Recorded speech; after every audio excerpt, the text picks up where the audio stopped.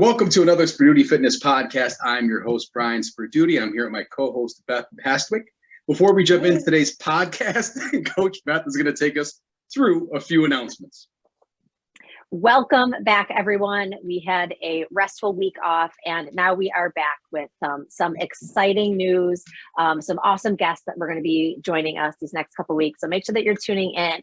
But our big special announcement for this week is to make sure that you are here and tune in next week for Sperduti Fitness announcement that is going to change the landscape of fitness for trainers, instructors, and our clients. We have a big announcements for next week and a lot of giveaways. The whole Sperduti Fitness crew will be here. So make sure that you tune in next Tuesday, April 26th at 7 p.m. Eastern Time to hear the biggest move to date for Sperduti Fitness. That is going to be awesome. And I can't wait to jump into our guest today. He's the owner of You Evolve Buffalo, personal trainer, online coach, and natural bodybuilding competitor, Jeff Dettelis. Thanks for joining us today, Jeff. Thanks for having me. I'm curious now what this big announcement is next week. You have me in.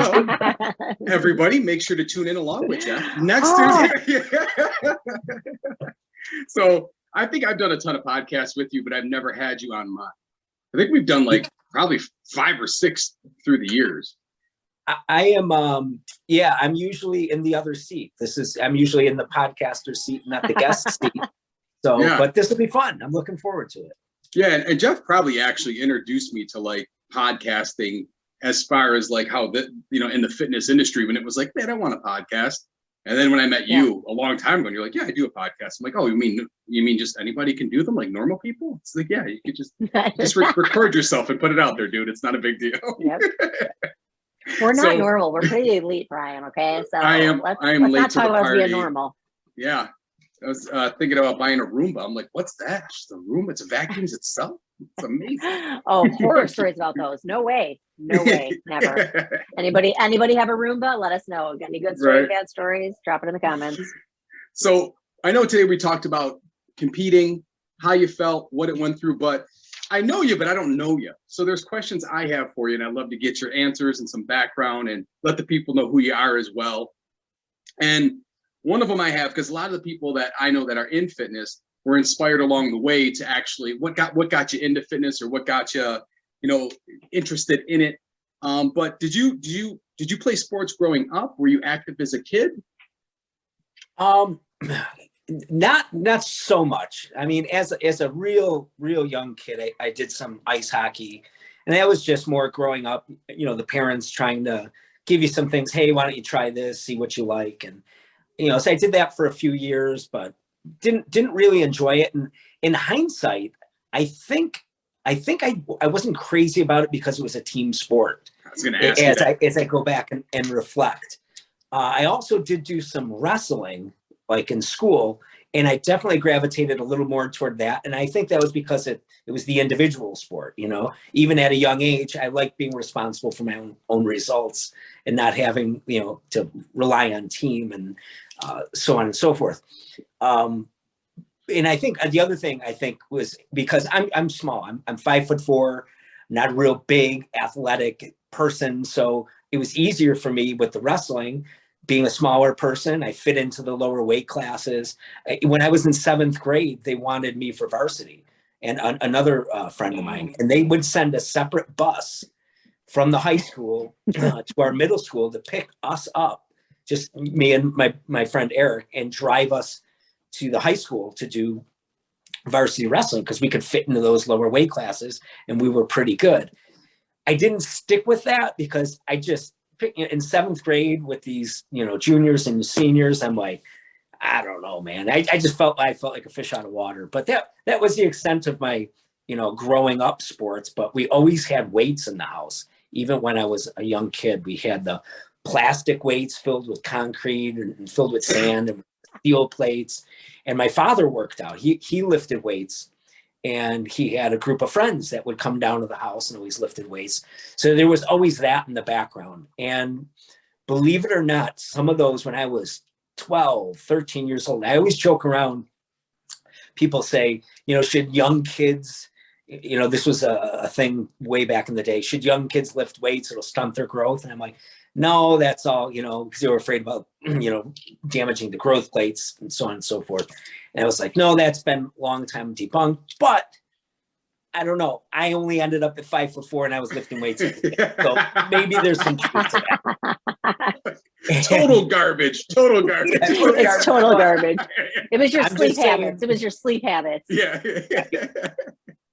So that was always in the background, but it wasn't until, and even to this day, I'm really on the periphery of the sports. Like I'll listen to sports radio just to know what's going on socially, but I don't watch any of it. I'm not a big sports guy. Although, you know, like I said, growing up, it was kind of always in the periphery. Do you find, and I find that an interesting point. I love football. I love watching football. To play it. I liked playing it. I didn't love playing it. I liked it though. It was fun. Competing was always interesting because I dig individual sports. Yeah. I think that, and I wonder if that's just a thing with a lot of competitors, that they're able to just, I can do this myself. I'm okay with being alone. I'm okay with what I have to do alone. This falls on my shoulders. I wonder if I would love to know, like with competitors, like if they just prefer to do it by themselves, because competing it's you have a team, but it's really just you.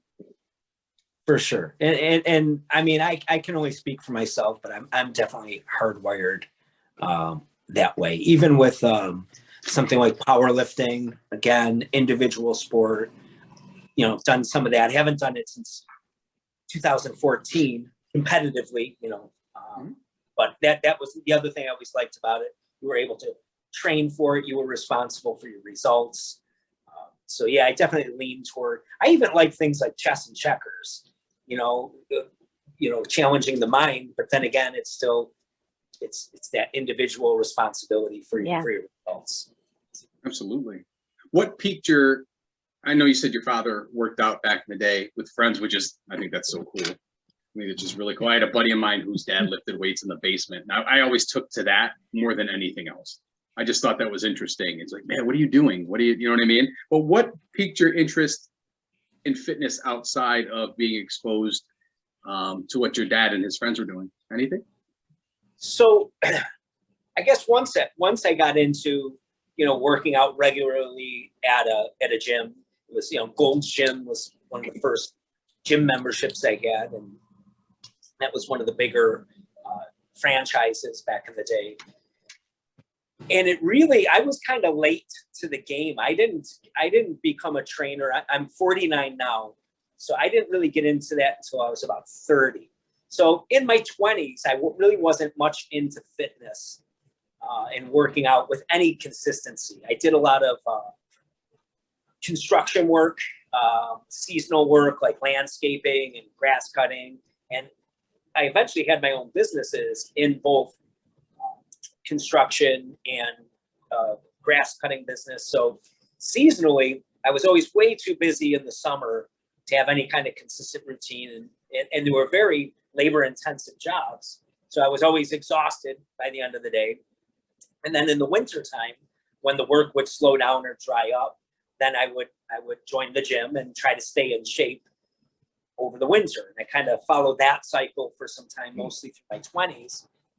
And then it kind of got to, when I got into my, you know, about 30 years old, it was almost like, all right, I either had to expand my businesses and hire crews, and, you know, I was kind of capped out with as much work as, you know, me and my couple of employees can do by ourselves.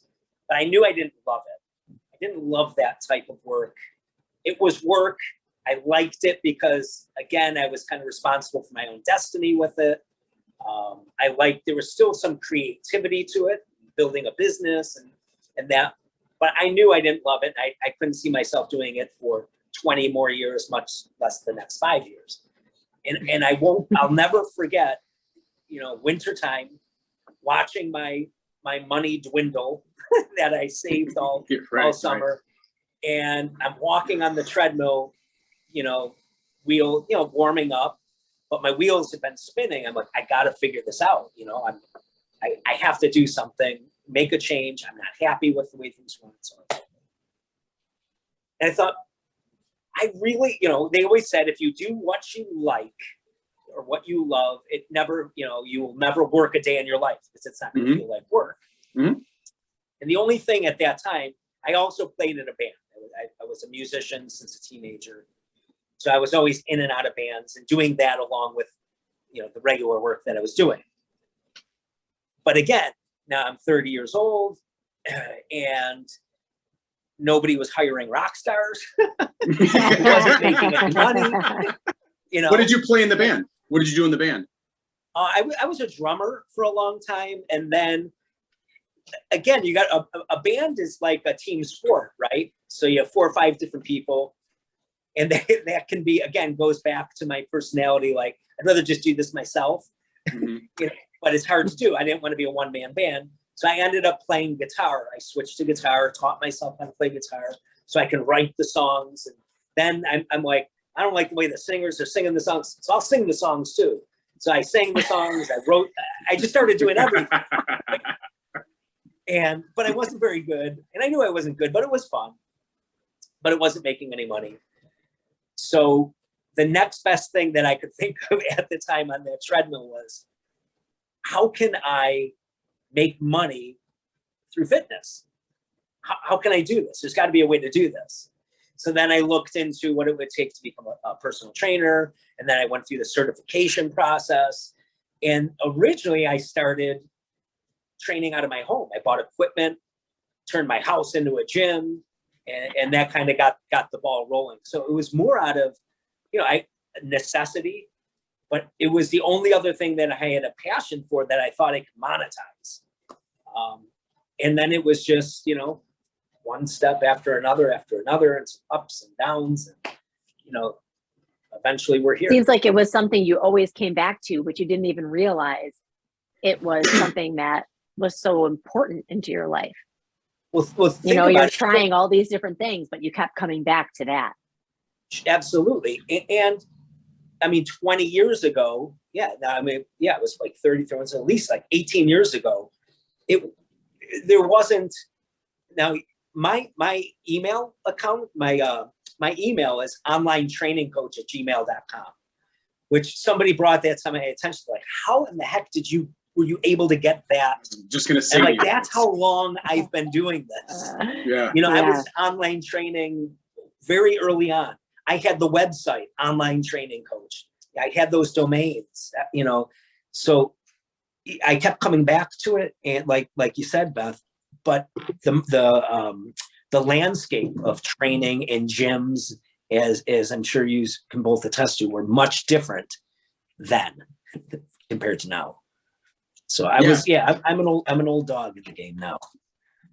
Yeah, it's really interesting through the years because we've all, I think, pretty much worked for like the corporate side of gyms and the independent side of gyms. And it's so, I mean, I started out I worked at Bally's, that's where I learned high pressure sales. I mean, it was great, but you learn like, you're going to sign up now? Yeah, I'm thinking about it. What are you thinking about? Why are you thinking about it? You don't care about your health? How much are you willing to spend on your health? How much does it cost? Could you put a cost on fitness and health? And it's like, okay, dude. I'm like, oh, geez, what just happened there? You know? Yeah. But that was my first exposure to gyms. And then I would go to like a gym like that where it's high pressure sales, close the sales report. And then I go to like Steel Mill where it's like, hey, you want a membership or not, man? I don't really care. I got to go grab something to eat. So it was like one extreme to the other, you know, but you do learn a lot in those gyms, but some of the gyms I've worked in were just overly structured and just, there was no room to like outside the lines. You had to just stay structured, which was kind of tough. I totally agree with you, because even the whole aspect of, think of how many people, I don't know if you have ever experienced this, but I know people that have, after they have bought their gym membership and they've, you know, put their time in, boom, you don't hear from anybody ever again. There's no accountability. There's no consistency. Nobody's checking in with you. It's just, we wanted you in, now you're in. And it's kind of like you're forgotten to get that quota number fit. Yeah. I think I was pretty lucky as far as I had good mentorship once I did get started. like I said, I was working out of my house, but I still had that membership at Gold's Gym. Mhm. And I was going there to work out because it was just too hard to work out, for me at least, in my own house. I had all the equipment I needed, but I needed to change the atmosphere. Mhm. You know, I felt, you know, I would come up with excuses to, you know, I'm in my house. Let me throw a load of laundry in between sets. Get distracted. The intensity wasn't there. That's what I totally do. Right. So you understand. But at Gold's Gym, I remember I asked, Peggy Priswell she wasn't the owner at the time. Chuck Pazak, who owns Southtowns Fitness in Hamburg, New York, was owner, part owner, and one of his managers, Peggy, her son, Mike, was, you know, I got to know him pretty well. And I said, Mike, you know, if you guys are looking for another trainer, you know, I might be interested in something like that. And so I had a meeting with his mother, Peggy, and then it ended up working out, but they were corporate, but they weren't high pressure like Bally's, but they weren't so lackadaisical, like, hey, like you said, you know, do you want it or not type thing. Right. They kind of had the mantra, they wanted to be the Cheers, like remember the bar, the Cheers? Yeah. You want to go where everybody knows your name.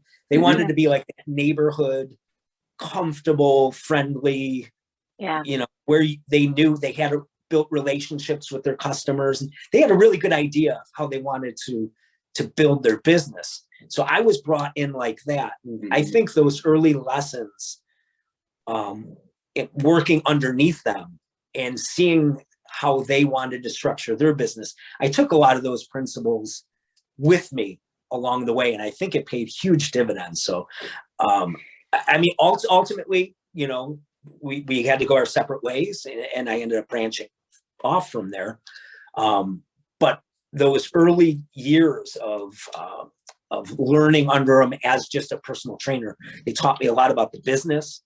They taught me a lot about, I mean, the inner workings of not just the trainer side, but the actual entire business side of the gym. And they sent us out of town, out of state on seminars. They treated us really well. That's cool. But they really taught us how to treat the customer well. And then for those things, I'll always be grateful for working for Chuck and Peg. Yeah. And back in the day too, when we were coming up, you were very lucky to find a mentor like that. But also personal training wasn't looked at something as you did as a career. No. I remember sitting with a girl I was dating at the time, and her mother's like, well, what do you want to do? And I'm like, oh, personal training. She's like, well, what do you want to do for a career? Needless to say, we're no longer dating. Yeah, that was kind of like the joke was always like, what's your real job? Yeah. And I'm just like, no, this is pretty much all eggs in one basket here. This is pretty much all I got.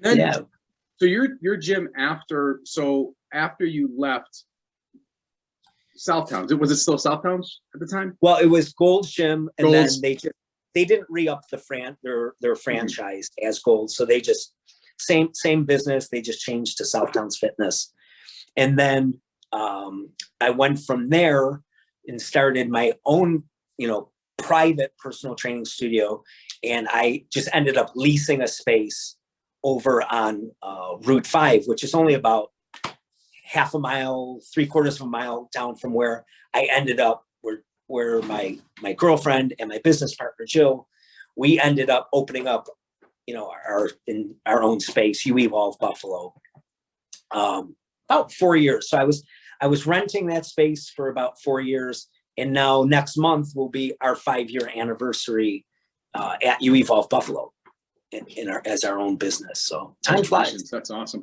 It does fly, because I remember back in the day, man, Jeff was one of the first trainers I really knew that had their own studio. Because not a lot of people have that. You know what I mean? You'd see, I lease from a gym, but it's like, no, I have my own independent, studio. I'm renting space. I'm running the business out of here, which is really cool. So I really didn't know many trainers that did that. All the trainers I pretty much knew were working either out of a gym or for a gym, things like that. Yeah.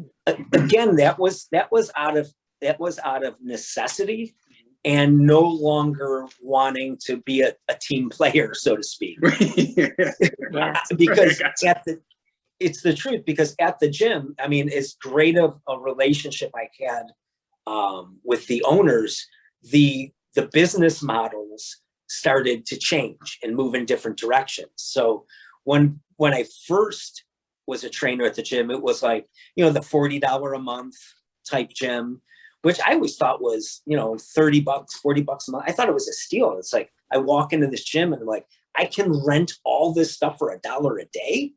Oh my God, you know, sign me up. This is a steal. But then the business changed, where all of a sudden you had the $19 gyms and then the $9 gyms a month, and, you know, $9, $10. And as those business models changed, it put a lot of pressure on the other larger box gyms, and they had to change their business. In retrospect, I get what they were doing what they needed to do as far as their business model. But me as a human being had to do what I needed to do to survive through that business model. And obviously the larger gyms, they take a large chunk. They would take, you know, a big percentage of your training fees. At least that's, you know, the business model I was in. Yeah. And they weren't so interested in following the nutrition side of things. They were more interested in selling the gym memberships. The profit center of the shake bar. And if I didn't want somebody I was training to be drinking protein shakes after the workout, you know, then there was a conflict of interest. Well, we're in the business of selling shakes. Well, I'm in the business of getting this person to lose weight. I don't want them doing that. So they started getting to be this ticky-tacky stuff, unfortunately. But then I also knew that once I was out on my own, I didn't want to have to answer to anybody as to how I thought the right way of going about getting somebody in shape was. So even if I had to start over, whatever it took, I had to start with my, you know, I had to throw my sword in the ground and say, this is how I train. This is my model of training. This is the nutrition that I follow, and so on and so forth, and built it, you know, from that framework up, and then everything else. Yeah, it's very true too. Because I remember the gym I worked at, and probably I learned the most out of, was Fitness Factory, where I was there for quite a while. And it's very interesting because my brother-in-law now, he managed it. And I remember when we were having the conversation when Planet Fitness first came in, you know, because they were coming in charging $10 a month. Where I was, they were charging like 20 or 25. And I remember reading an article that he gave me. He goes, check this out. He's like, this is going to be the death of the middle-sized gym. And I'm like, well, what do you mean? He's like, well, either you have to be, I'm going to charge more, and I'm going to make this a specialty gym, and I'm going to cater to a certain clientele, or you're going to have to start to charge a lot less and cater to everybody and work by volume. He goes, the middle ground gyms are going to kind of become obsolete. Are going to have to make a choice of what they want to do. And I find that interesting too, because Fitness Factory was right in the Southgate Plaza. They bulldozed Fitness Factory, built an LA Fitness, which now is, I don't know if it's still LA Fitness or if it's called Emporium Fitness or something like that. Esporta or something. Esporta.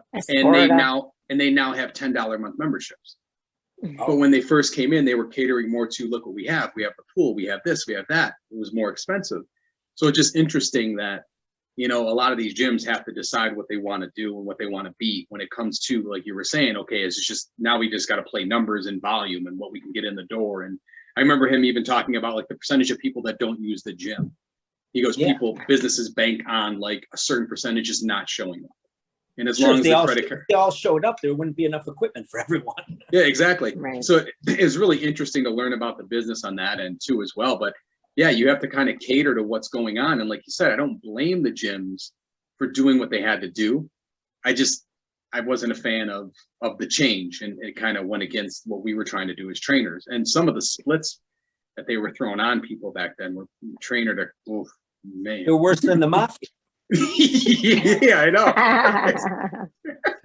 The other thing that can't be underestimated in that same time period is, so you had guys like ourselves moving out of the chain box chain gyms and opening up what would be considered boutique type gyms, studios.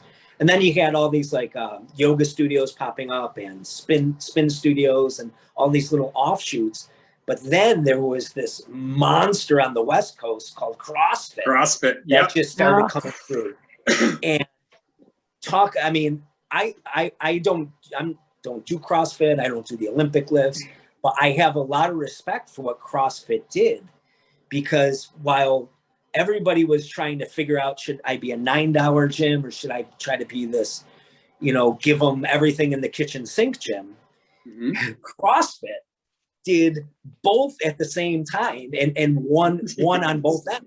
They said, we're going to give you no air conditioning, no shade box, there's no pool, no sauna, no treadmill, no snow over, they have a boom box. We're giving you nothing. We're giving you some kettlebells and, some bumper plates, and we're going to charge you $120 a month. And better yet, we're not going to give you anything. We're going to make you go through a 2-week tryout phase to see if we will even take you as a client. Yeah. I'm like, what?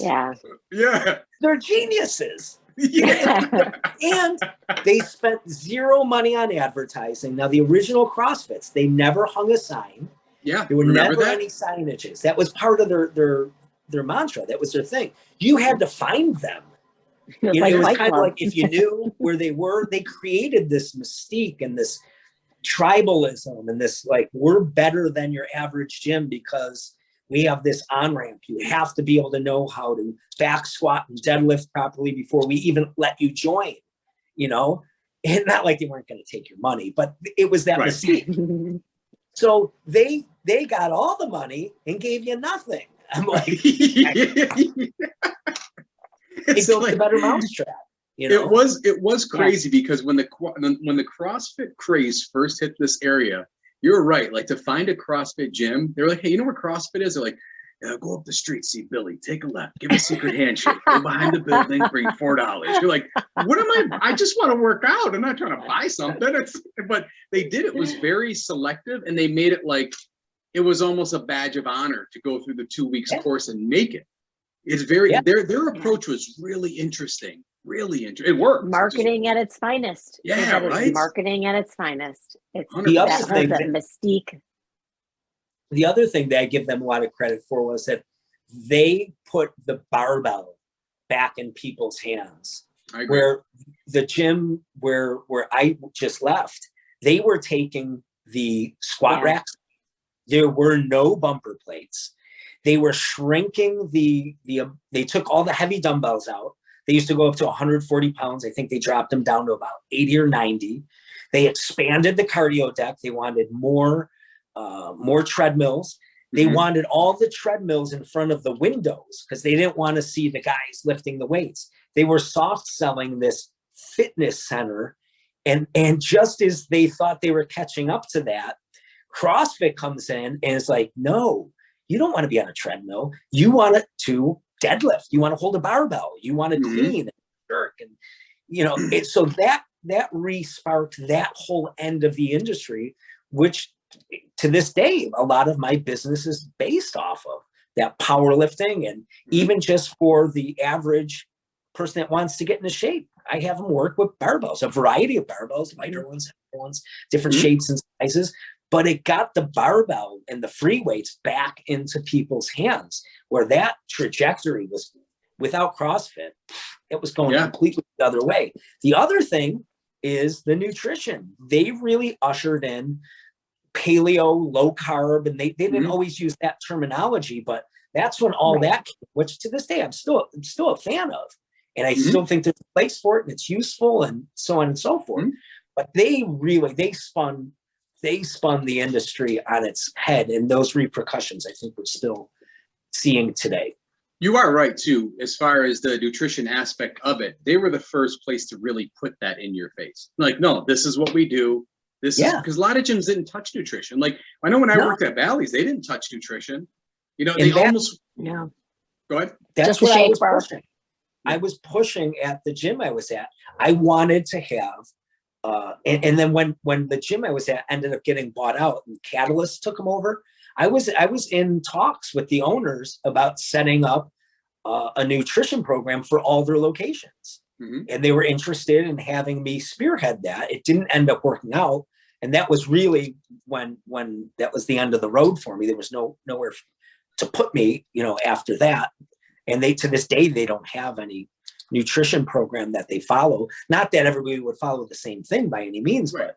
but, it just seemed logical to couple all this fitness with some nutrition, right? And CrossFit, right on their website to this day, has an outline for basic recommendations that I think would work for 9 out of 10 people. You're always going to have outliers on either end, but you got to do something.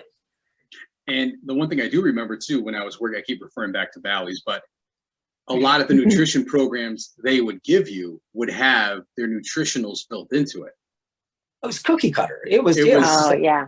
If this person falls into this age and weight, but it would also have wake up in the morning, have a Bally's shake with, a scoop of peanut butter. And then in the afternoon, a Bally's bar.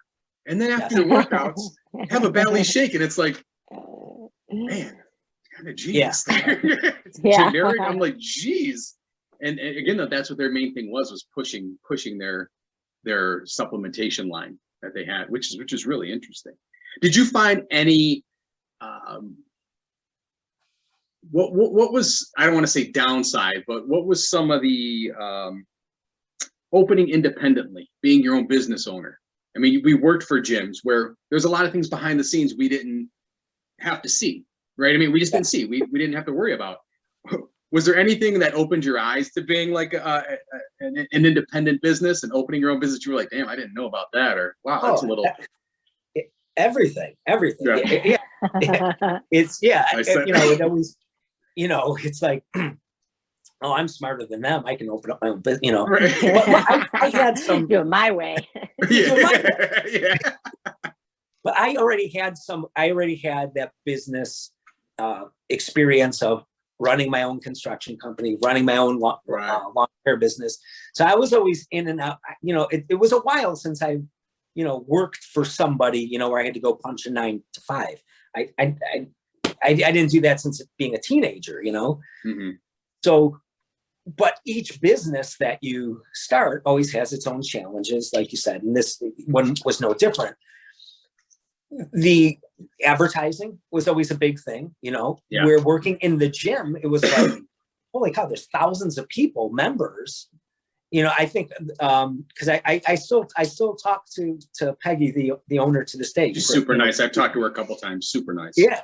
And she says, I'll never forget the first day you came in and you're like, oh my God, this is going to be like shooting fish in a barrel. And I remember saying that. So I'm like, there's people everywhere. Everybody here needs help. I'm here. Let's help. Right. Yeah. But now you're sitting in your secluded little studio where there's no membership, How do you get the people to come that don't already know you? How do you expand? And thankfully and unthankfully, I guess, social media was just breaking, because when we really first started, it was always like taking ads out in the metro. It was, you're spending money on things nobody's seeing and hanging flyers, stuff that was complete waste of time. So social media was always, that was very helpful. Still is, if used, properly and not to your own detriment. So that there's always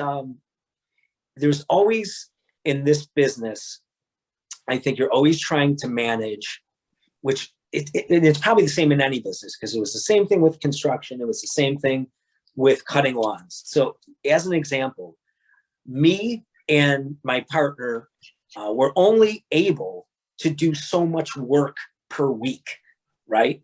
We maxed out, we were cutting 110 lawns a week, just the two of us. Our time was maxed out, which means that financially we were maxed out. We couldn't make any more money. There was just no more time. So that's why I'm like, we either have to expand, get a second crew, a third crew, buy another truck, buy new mowers, buy another trailer, get a space to store this stuff. So it was either full-blown expansion, or we stay right here and we know that we're capped out, or we quit. I quit. because I knew I didn't love it. So the same thing happens with training, right? You only have so much time that you can put your elbow grease into it. So you need to get creative. And that's where online training comes in. And that's where group training comes in, and running programs where you can reach larger groups of people. So you're trying to maximize your time, but you don't want to lose the quality of your services. So those things were starting to come into play. When I first started training, it was all one-on-one. I'm telling you, there were no groups. I swear to God. I think Peggy came up with group training. I remember the meetings where she's like, we should do X, Y, and Z. And this is back in, the early mid 2000s, and then, well, how does that work? And what if you have different people of different, demographics and abilities and stuff like that. And so you're always trying, but that's the creative side. That's a part of the creativity, which I enjoy. Those are the challenges of problem solving and putting in, putting the right pieces into place to pull all of that off. I love that stuff. To me, that's all part of the process, building that business and being able to still accommodate those people with the level of service that they've come to expect. So the challenges never stop. Listen, they shut us down a couple years ago. Who would have thought that your state would come in and tell you can't go to work? Or you have to stop working on your health. Like, we're taking your health, how we were all getting ourselves healthier, and we're going to take this all away. This is not important. How about my health? I was ready to clean my ears out. What? This is my business, Right. The challenge is, like you said, there's always something. It's never ending. Luckily, I have a good partner. I have a great partner. We got to get her on here soon too. We have different attributes, so we complement each other well. So she's great. She takes care of social media, and we handle different things, and we split the workload, and it all ends up working out. Then we can play to our strong suits. So I hope that so this whole, I mean, listening to you even talk about it, just so much passion there is behind it. And, so now I'm dying to know, so when did that spark your interest to getting into this competitive type world? Like, that's what I can't wait to hear about. Like, where did that come in? Because your mind is so, like, I love how you're polling, and you're just kind of like, there's always challenges, and you can adapt to those changes and make those adjustments for yourself and the people around you. So during that whole journey, when did you start getting into that aspect of it, of getting ready to compete? Or bodybuilding? What were you doing? I was training. I was training at Gold's Gym as a trainer, and there was one of the instructors who taught one of the group classes at the gym. I want to say this is about 2007, approaches my boss, Peggy, who we were just talking about, and she wanted to compete. Now, and you remember, there was no bikini competitors at the time. There was no figure. It was just bodybuilding. Oh my gosh. Yeah, this is men's, women's bodybuilding. Those were your choices. That's it. So she wants to do bodybuilding. She asks Peggy, do you think Jeff would be able to help me, get me in shape? And Peggy's response, I'm paraphrasing, is, well, if I wish I couldn't remember how she said it. She says, if he doesn't have the answer for you, he'll find it for you. So I think he can help you. Whatever things come up, he won't let you down. He'll dig deep, and he'll figure it out, whatever he doesn't already know. So Georgia is her name, who I still train to this day. Her and her husband come every Sunday and still train with me. And not the whole time, on and off, but just saw her a couple weeks ago. So she wanted to do the Miss Buffalo bodybuilding show. Now, again, challenge, right? Wow, this is going to be great. This isn't your regular, I want to lose 5 pounds and get down to size. Right. Yeah. This is something totally new. So here we go. Let's dig in. Let's find out what we have to do. And to make a long story short, she ends up winning the Miss Buffalo. I believe it was 2008. I can see her name. I forget what her married name. I don't think it was Blazak at the time. I can't remember. Her name is Georgia. Only Georgia on the Miss Buffalo. Right. As far as I know. Yeah, right. But 2008. So, and again, you got to remember the Buffalo shows weren't drug tested. None of them are. The NPC shows. We came in natural. We end up winning. But I'm still not at this time like really in tune with the difference between natural bodybuilding, not natural bodybuilding. And we go on, I think maybe 6 to 8 weeks later to do an NPC show in Rochester, a bigger show. And we show up with a knife to a gunfight. And I walked in and I'm like, every girl competitor made me look tiny. I was like, holy cow, what is going on? You know, you gotta remember, this is only the second bodybuilding show I ever been to. And it was this big NPC show. And I'm like, oh boy. And even a friend of mine who was also training at that time, he won that same year that Georgia won. He won the team to Mr. Buffalo from the same gym. So our gym was on fire. Like, we got the team Mr. Buffalo, we got the Mrs. Buffalo, and he came with us to that Rochester show too. And we got our doors blown off, you know. And I'm like, all right, you had your natty pilled moment, your natty pilled moment where you're just like, whoa, there's a difference here. Yeah, there's something fishy going on here. So, but I enjoyed the process. I really, really, really love the coaching aspect of bodybuilding more so than the competing myself. I always said I think I'm a better coach than competitor, you know, any day of the week.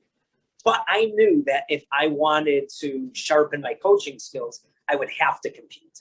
I'd have to go through the process myself. I'd have to feel it. I'd have to know what the competitor's psyche is, all that. So I'm like, okay, I have to do this. So that's what sparked the first competition.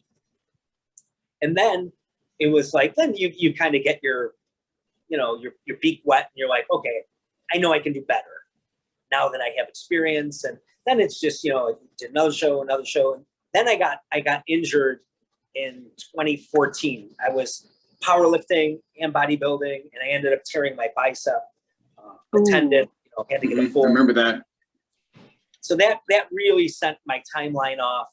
And that was 2014. So we're talking like, what, 9 years ago?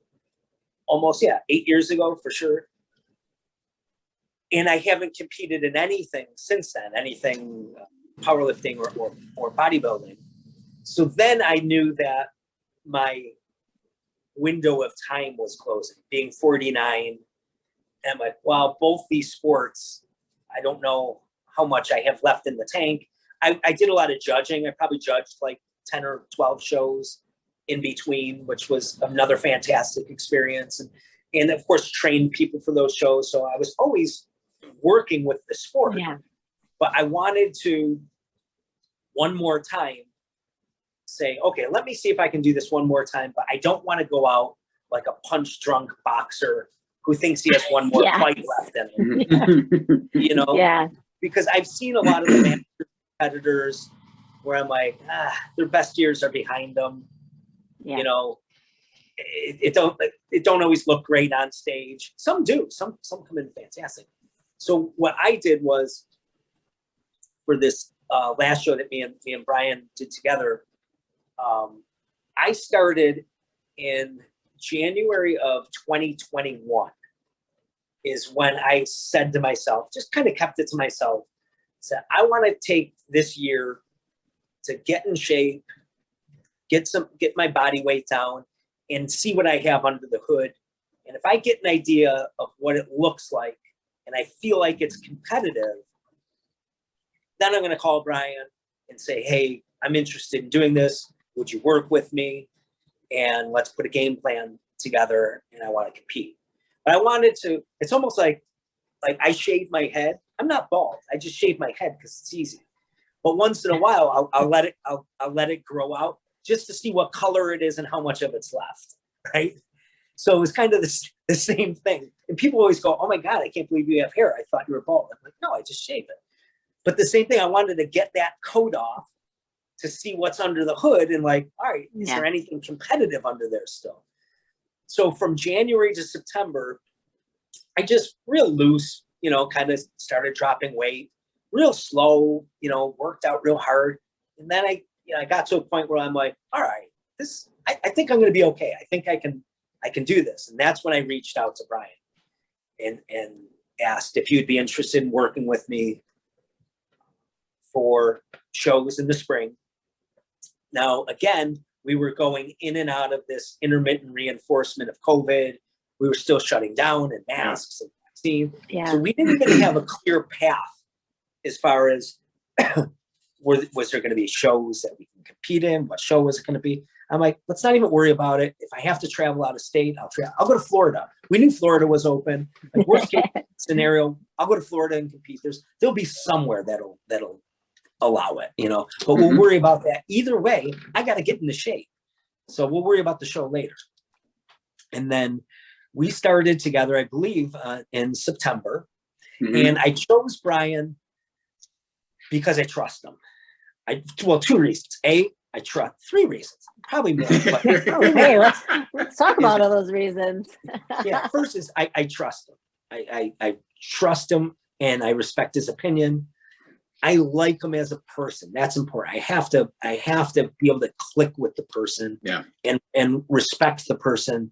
And I knew he would be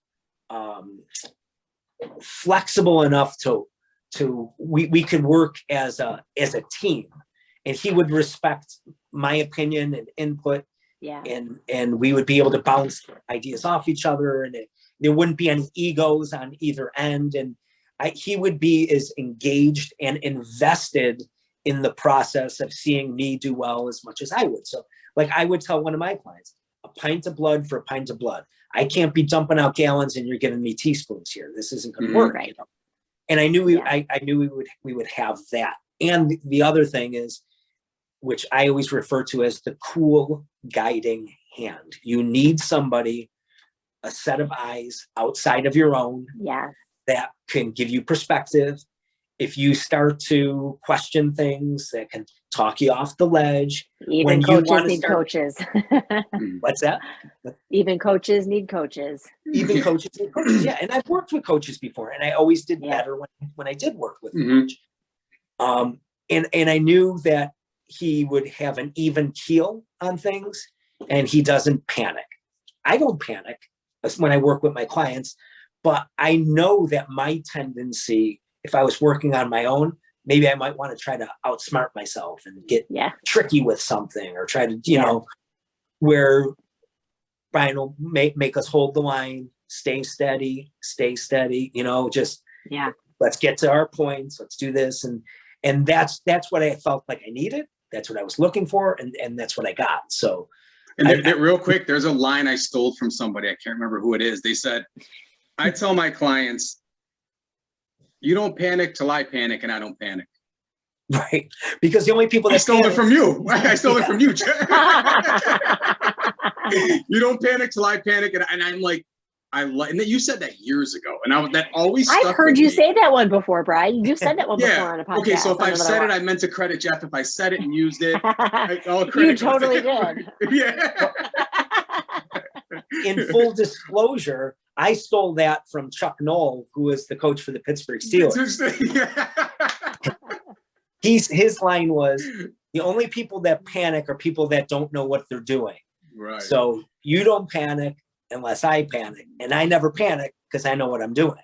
Right. So I love that line. I love it. Ooh, that was good. Yeah. Which I still use it, and that's the type of relationship that I needed to get through this.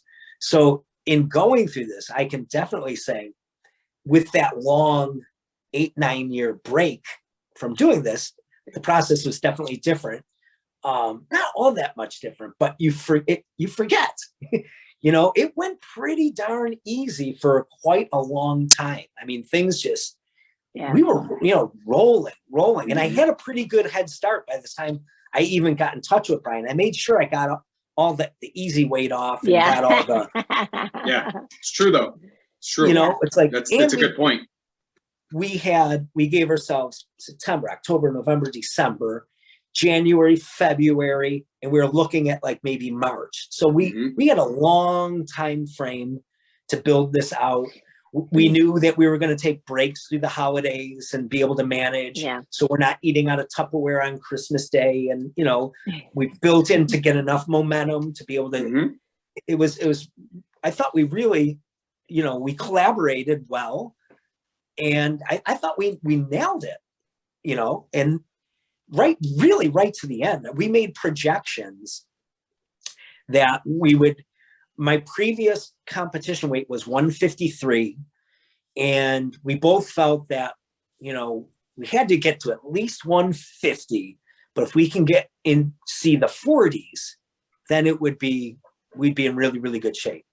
Yeah. And as we got closer and once we got into those 50s, then we thought, well, maybe the lowest we thought, like right at the end, like maybe we push for 146 and then bring that weight up that last week as we start introducing carbohydrates, and we end at around stage weight at around closer to 150 after filling out.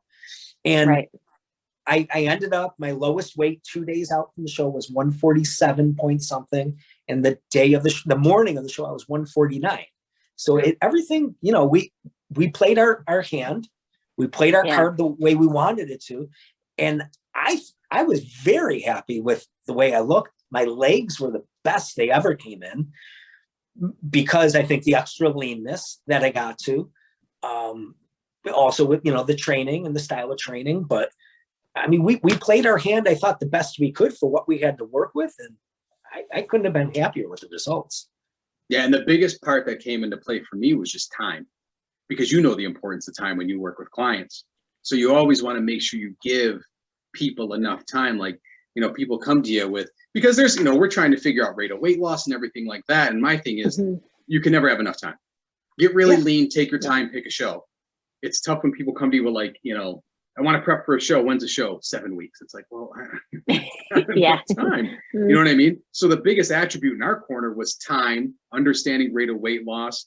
You know what I mean? Having a game plan of what we want to come in at, adjustments we want to make weekly, playing around with those practice peak weeks, I think were huge. Knowing when your body looked the best when we introduced high volumes of carbohydrates, making sure those high volumes of carbohydrates weren't that high. You get what I'm saying? It all really dependent on what you're currently consuming when you're putting that together. But I thought you looked phenomenal on show day, man. I mean, you look really, really good. Thank you. Yeah. And we definitely, as far as when we shifted gears a little bit about, so we were pretty steady for a long time before we even had to make any reduction in calories. And it was like, I think your first call was like, all right, 5%. And then I think you gave me some liberties, like, hey, where would you like to pull these off of? Absolutely. We pulled a little bit. I don't remember it all because it wasn't all that much. And we pulled another 100 calories. It was just pretty systematic. Scalpel, not a hatchet. Yeah. We just scalpel, not a hatchet. Because we had the time, like you said. And for a long time, I mean, the cardio was minimal. By the end, I was doing a lot of cardio, just trying to get that last, what we would call. When you say a lot of cardio, how much were you doing towards, just to give people an idea? Okay, so at the beginning, I always start with none. I don't do any until I have to. Even I would say I was definitely doing cardio in November. I would say so. Probably like in October, I started a little bit of cardio, like maybe 30 minutes here, 30 minutes there. I was just kind of doing it like I had my weight goal for that week that I wanted to hit. And if I was there with the food, I'm like, well, I'm not going to do the cardio. If I was getting like midweek, I'm like, okay, I got to get this pound off. Then I would do a cardio session each night until I hit that number. And then I would do the same thing. I would stop, let the food do what it had to do. We were doing refeeds still at the time. And then I would wait a couple days and okay, I got to start some cardio. I just really let my body dictate the cardio at the beginning. And I remember I got COVID for Thanksgiving. Yeah. But I did cardio every day that I had to. I did the cardio. I didn't miss a workout. I mean, that's the benefits of having all your own gym and everything. You know, we were closed for the holiday anyway. And I think, you know, obviously I was in optimal shape, right? My body composition was really good at that time. My eating was obviously spot on. My conditioning was good. So it didn't kick my butt at all. I kind of cruised through it, not to make light of it, because I know a lot of people weren't that lucky, but I was.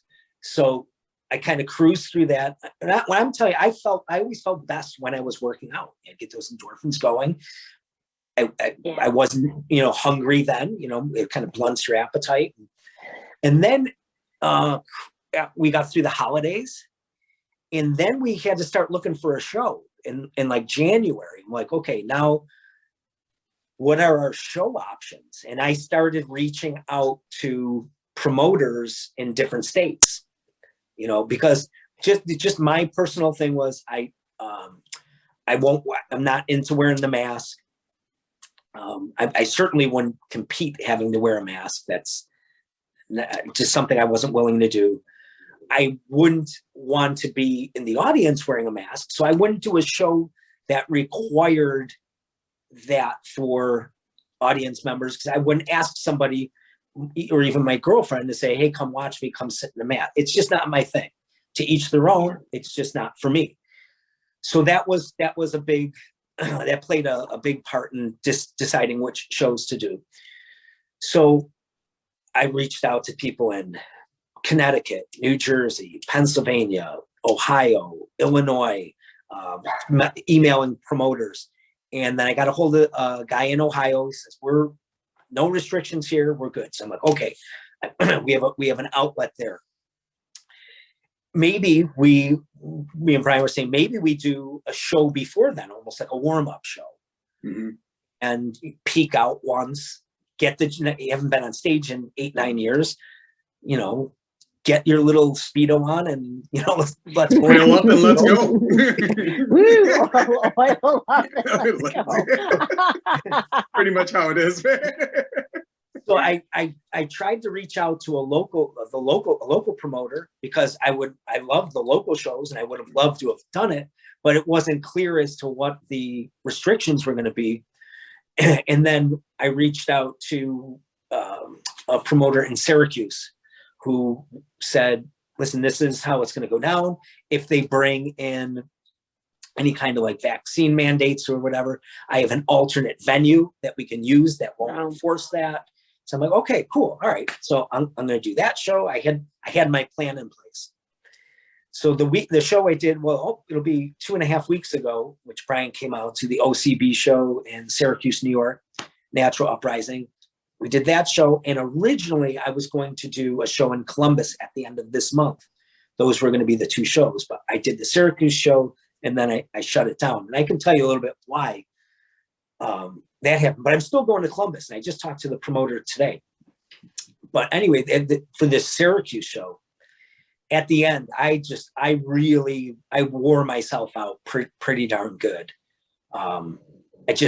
Anybody that's gone through the competition process knows how you start to get that tunnel vision of, you know, you just like myopically focused on that one single goal.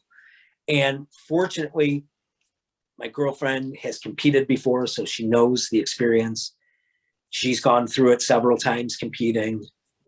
So she knows how to support me going through that. And she really held the business together, you know, picked up the slack where I wasn't able to, where I was exhausted, or I got to go do my cardio, I got to go do tanning, and, you know, whatever it is I had to do, she really held it together.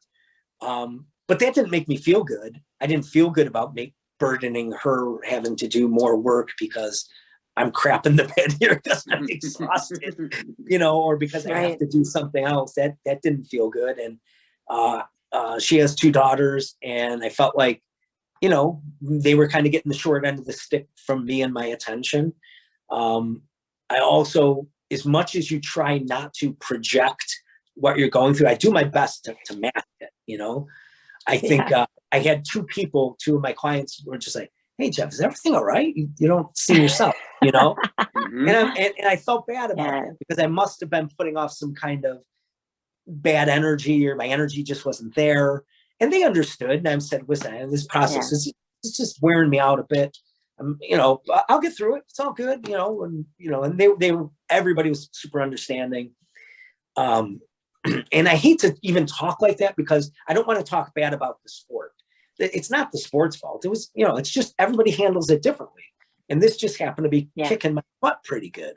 And when you're getting to a certain, when the calories are coming low, when the energy input, the calories are low coming in, and the energy output's high, and you're that lean. I know what you mean. My wife always says, she goes about 4 weeks before the show, I always lose you.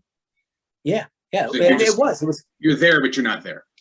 It was 4 weeks, and I can tell I was being very short, you know, not real responsive, and I knew it, and I knew I was doing it. I still couldn't stop doing it. But with all that being said, again, I don't want to talk bad about the sport or the process. We could have, you know, I could have been like, Brian, listen, man, I tried not to complain about it, you know, because I knew that's what I wanted to do. I signed up for this. It's my choice. Nobody's holding a gun to my head to do this.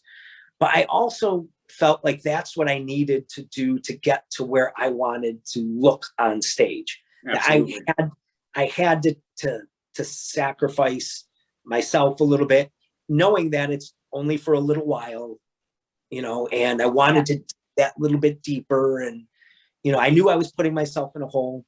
I was drinking massive amounts of coffee, which I've since not quit, but backed off on. I've been there. I was, you know, the Keurig machine. I was playing whack-a-mole with that. Bam, bam, bam. And then another one. I don't even, it's nothing to be proud of, but I'm killing that thing. I've been there, man. But then I was smoking cigars too. I would always, anytime I would diet like that, I've done this for previous shows, which once in a while I like a cigar. It's, you know, just as a recreational thing. But I would smoke them to blunt my appetite, and I'd get that little dopamine hit. I would go for a walk, walk for like 3 miles and just smoke, a cup of coffee, smoke a cigar. And after a while, I'm like, I got to knock this off. When this is getting crazy, because now I'm smoking a cigar every day. Right. So between the coffee and the cigars, I'm like, this is getting stupid, on my end. Again, nobody's telling me to do this. I'm playing games with myself to try to manage my way through. Then I'm so caffeinated, I'm taking melatonin at night to go to sleep. Now I feel like Fat Elvis. I'm on uppers, I'm on downers.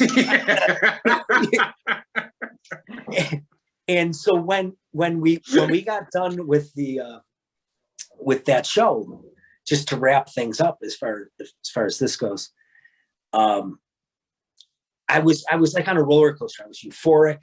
Even the last few weeks, as much as down as I was, I had moments of total like euphoria where I just felt like great.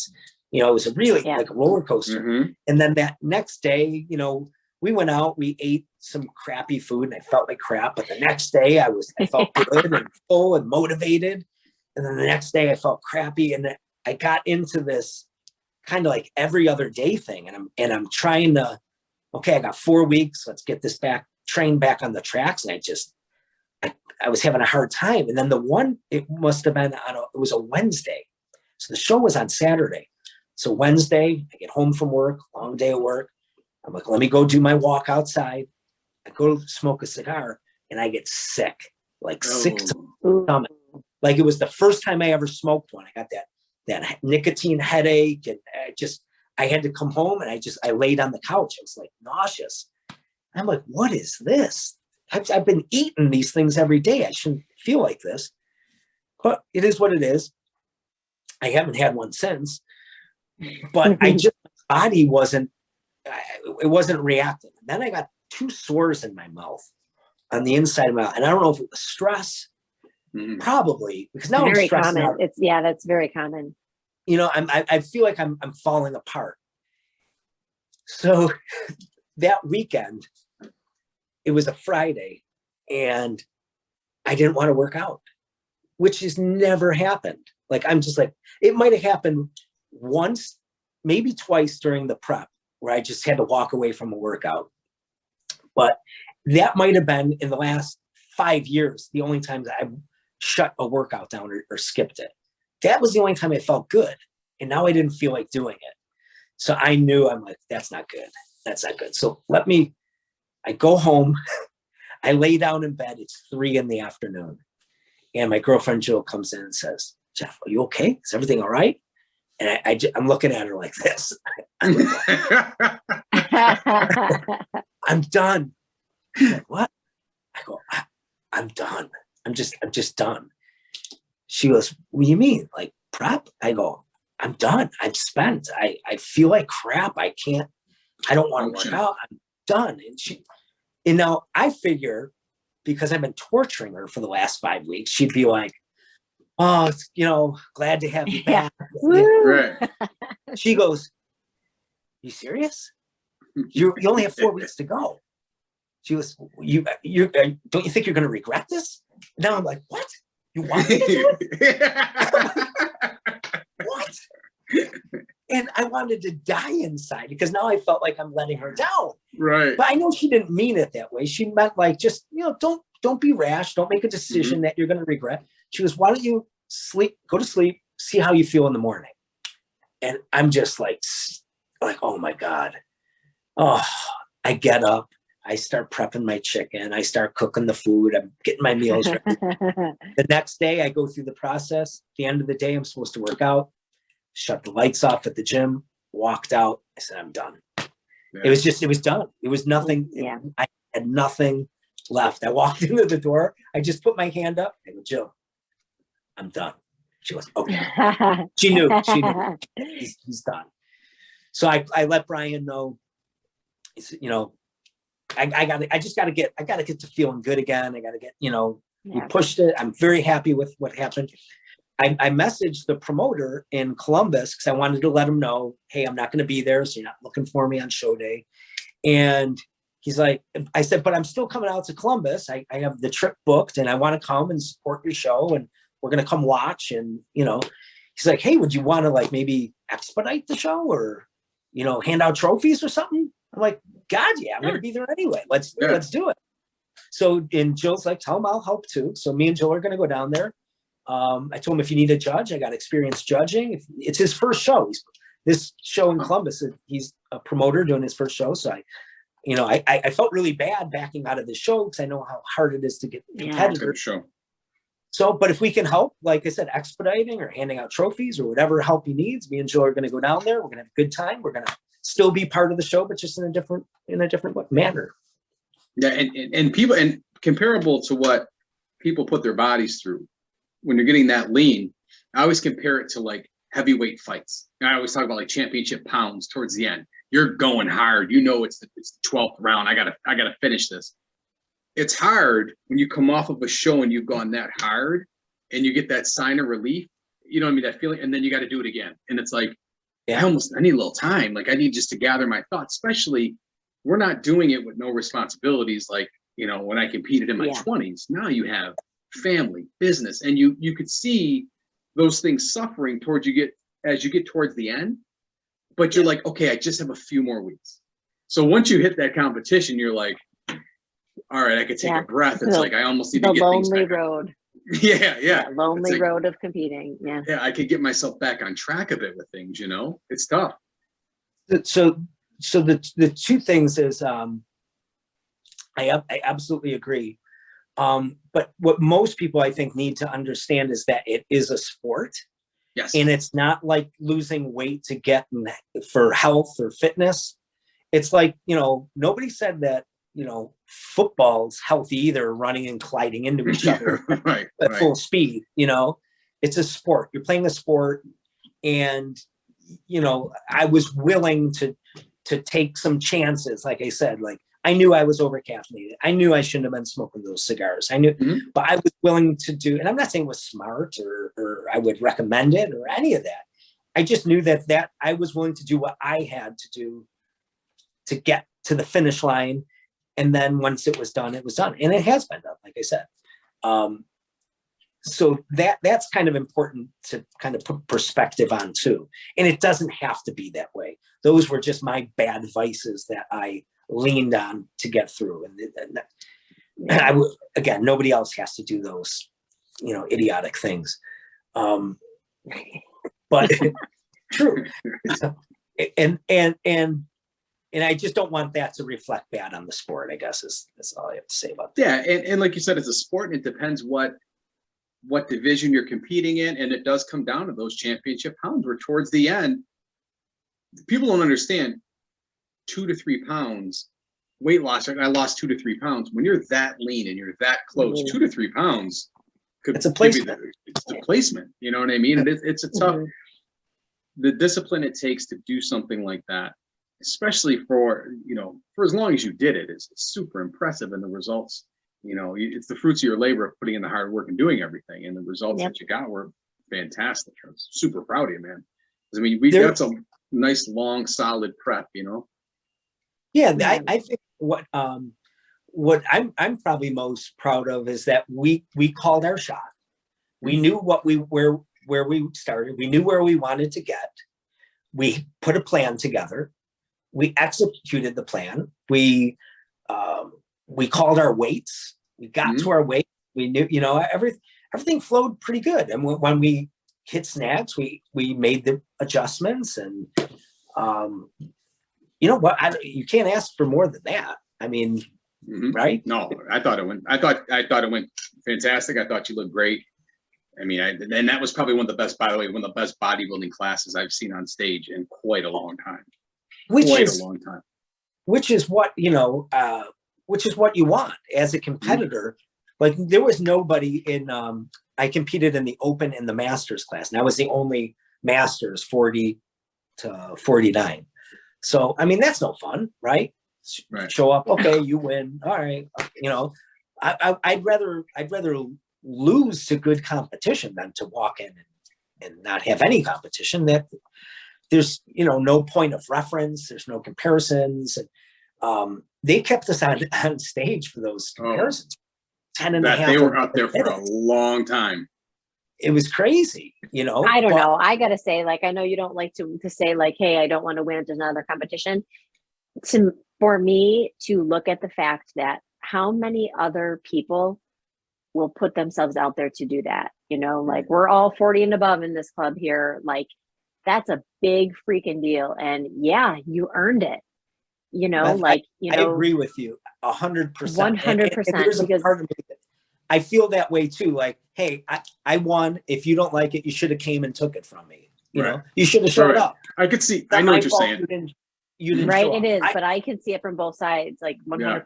But man, as somebody that's on the eyes on the other side, that's a big deal. You deserve it.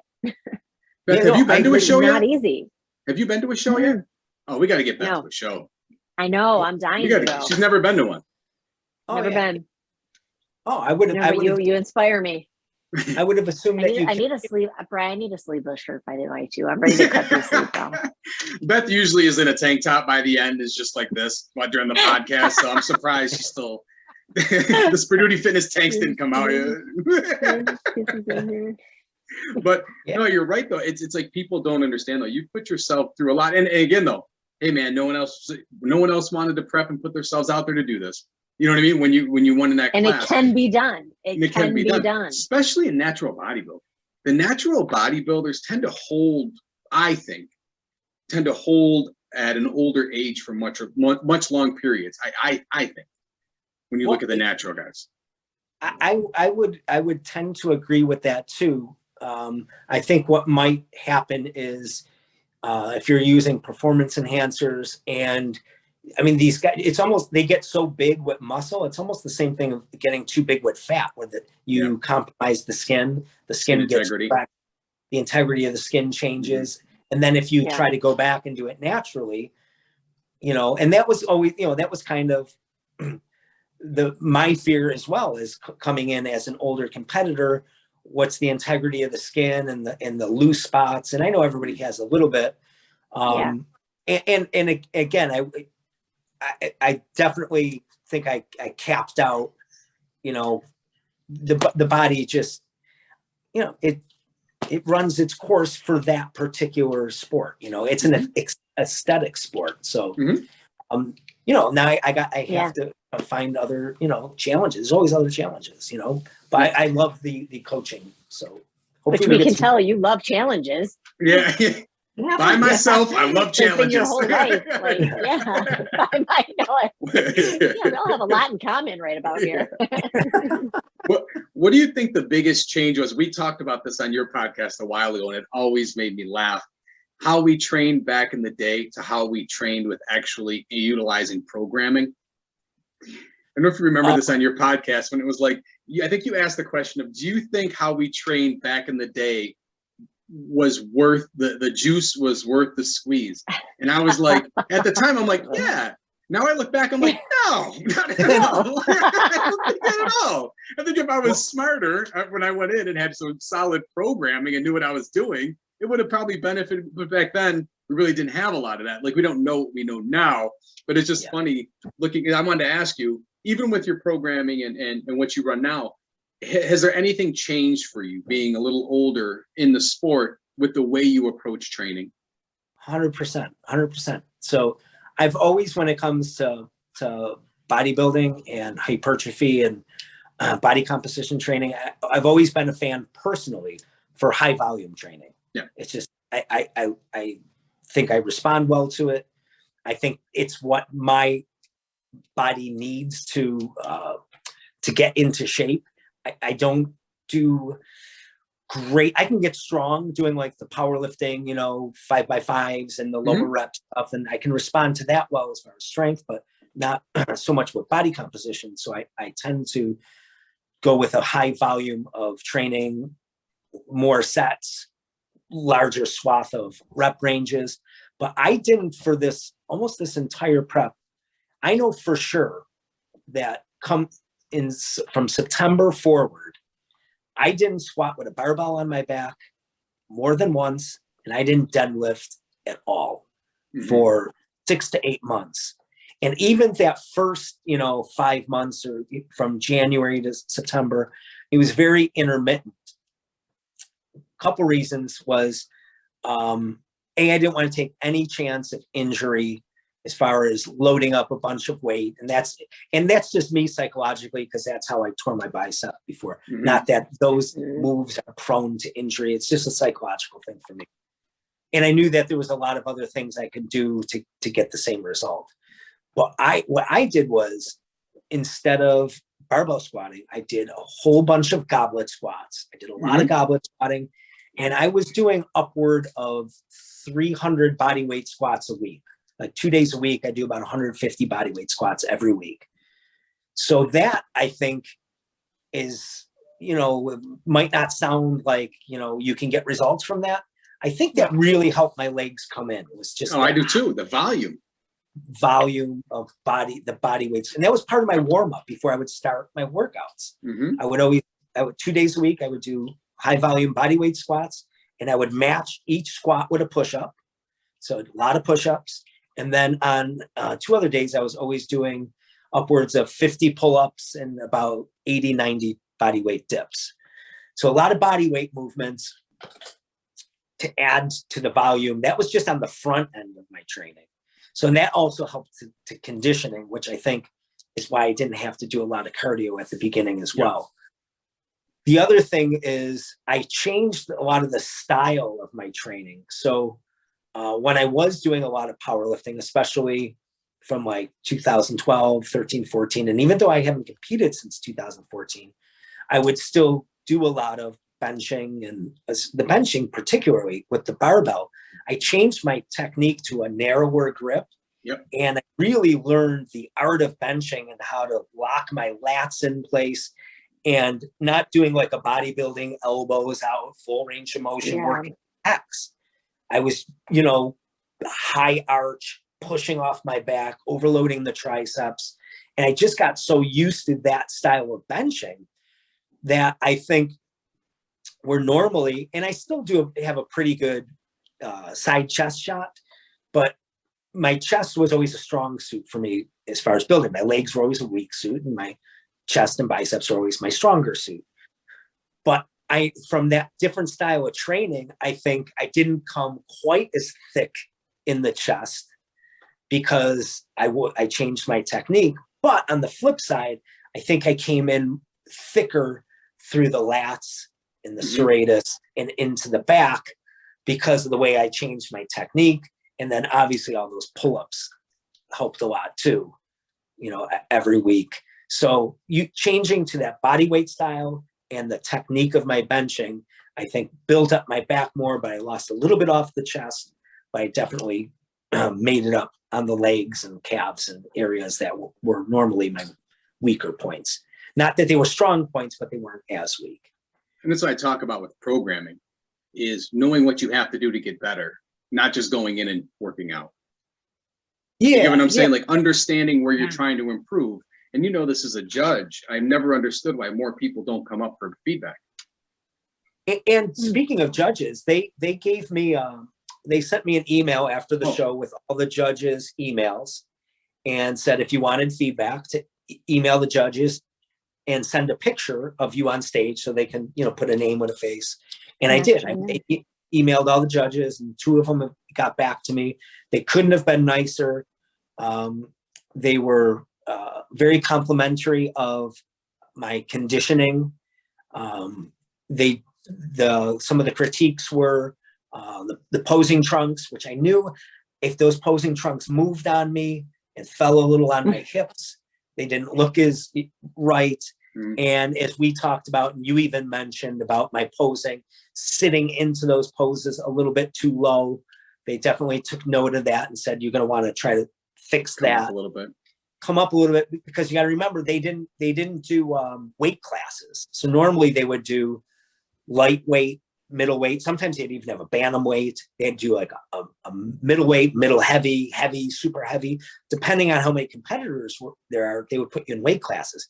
Well, they just put everybody together. So obviously I was the smallest guy on stage, coming in at 149 pounds. Some of these guys looked like they had 130 pounds on me.